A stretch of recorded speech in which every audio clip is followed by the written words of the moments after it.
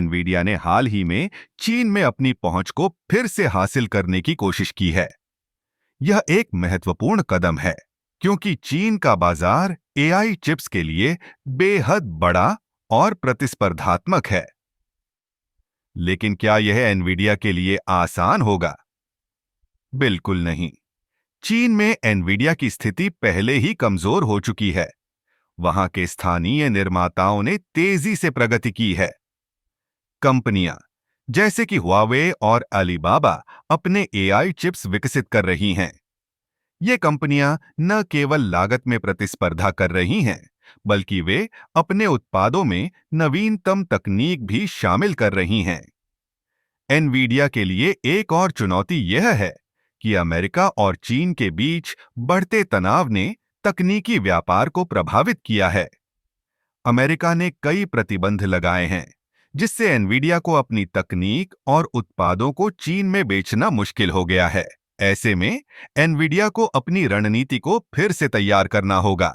हालांकि एनवीडिया के पास एक मजबूत ब्रांड वैल्यू है और उनके ग्राफिक्स प्रोसेसिंग यूनिट्स जीपीयूज का बाजार में एक विशेष स्थान है, लेकिन एआई चिप्स के क्षेत्र में उन्हें अपनी बाजार हिस्सेदारी को बनाए रखने के लिए और अधिक नवाचार करने की आवश्यकता है। एनवीडिया ने हाल ही में अपने नए एआई चिप्स का अनावरण किया है, जो कि उच्च प्रदर्शन और ऊर्जा दक्षता के लिए जाने जाते हैं। लेकिन क्या ये चिप्स चीन के बाजार में प्रतिस्पर्धा कर पाएंगे? यह देखना दिलचस्प होगा। चीन में एनवीडिया की वापसी से यह भी स्पष्ट होता है कि वैश्विक तकनीकी उद्योग में प्रतिस्पर्धा कितनी तीव्र है। अगर एनवीडिया को अपनी स्थिति मजबूत करनी है, तो उसे न केवल अपने उत्पादों को बेहतर बनाना होगा, बल्कि स्थानीय बाजार की जरूरतों को भी समझना होगा। इस समय एनवीडिया को अपने प्रतिस्पर्धियों के साथ साथ स्थानीय चिप निर्माताओं के साथ भी प्रतिस्पर्धा करनी होगी। यह एक कठिन लड़ाई है, लेकिन एनवीडिया के पास संसाधन और विशेषज्ञता है। आखिरकार, एआई चिप्स का बाजार तेजी से बदल रहा है।